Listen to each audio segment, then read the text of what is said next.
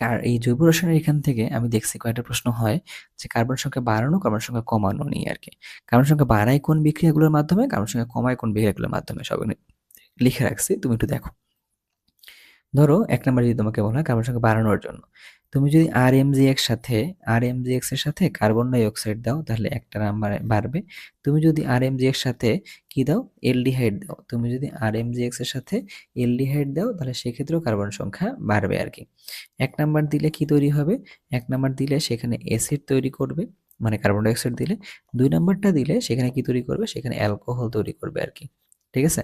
এটা গেল এই RMGX এর ক্ষেত্রে বিক্রিয়া করার ক্ষেত্রে ব্যাপার-স্যাপারটা আর কি। আরেকটা কি বললাম? অ্যালডোল রিঅ্যাকশন বিক্রিয়া তুমি যদি দাও, যেটা হচ্ছে আলফা হাইড্রোজেন বিক্রিয়াটা দেয়, তখন কার্বন সংখ্যাটা আবার দ্বিগুণ হয়ে যাবে আর কি কিন্তু। ঠিক আছে? তো তখন এখান থেকে তুমি একটা অ্যালডোল প্রোডাক্ট পাবা। তুমি তখন অ্যালডোল প্রোডাক্ট পাবা।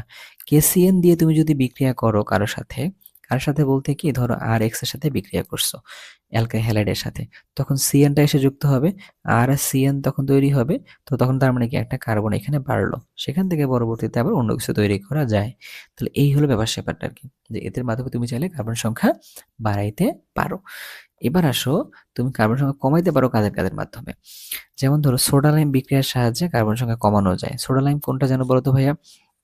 ওই যে ছোটবেলায় পড়ছো না, CH3 COO Na, এর সাথে তুমি যদি সোডিয়াম হাইড্রোক্সাইডের বিক্রিয়া দাও আর তার সাথে যদি ক্যালসিয়াম অক্সাইড যদি থাকে, তখন কি উৎপন্ন হয় এখান থেকে? CH পরে মিথেন তৈরি হইলো। তাহলে খেয়াল করে দেখছো, এখানে ছিল 2টা কার্বন, এখন তুমি পাইলে কটা? একটা কার্বন। এটা ডিকার্বক্সিলেশন বিক্রিয়া ছিল না? তো ওটা হচ্ছে সোডা লাইম বিক্রিয়াও বলে। তো এখান থেকে কি কার্বন সংখ্যা কমানো যায়। আবার ওজোনোলাইসিস বিক্রিয়ার মাধ্যমেও কি করা যেতে পারে?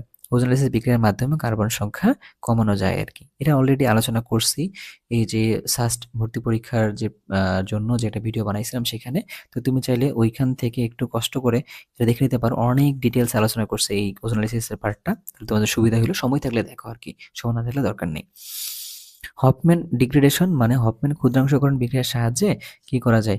এই কার্বন সংখ্যা কমানো যায়। যেমন এই বিক্রিয়াটা আমি লিখবো, যেমন ধরো এইটা আমাদের কাছে হচ্ছে অ্যামাইড, তার সাথে দিলাম হচ্ছে ব্রোমিন, তার সাথে দিলাম হলো সোডিয়াম হাইড্রোক্সাইড। এখানে বিক্রিয়া দিলে কি উৎপন্ন হয় জানো? এই CO মূলকটা কার্বন ডাই অক্সাইড আকারে বের হয়ে যায়। তাহলে কি থাকে? আর NH2 থাকে, এইটা তৈরি হয়ে যায়। আর সোডিয়াম ব্রোমাইড তৈরি হয়, আর হচ্ছে গিয়ে সোডিয়াম কার্বনেট তৈরি হয় আর কি, সাথে পানি তৈরি হয়। তাহলে কি হলো দেখো তো, কার্বন সংখ্যা কমছে না? হ্যাঁ। তাহলে হফম্যান ক্ষুদ্রাংশকরণ বিক্রিয়ার সাহায্যেও কার্বন সংখ্যা কমানো যায়। তাহলে তোমাকে প্রশ্ন হতে পারে, নিচের কোনটি হফম্যান ক্ষুদ্রাংশকরণ বিক্রিয়া, আর নিচের কোনটি দিয়ে আবার কার্বন সংখ্যা কমানো যায় আর কি। বুঝলাম ব্যাপারটা?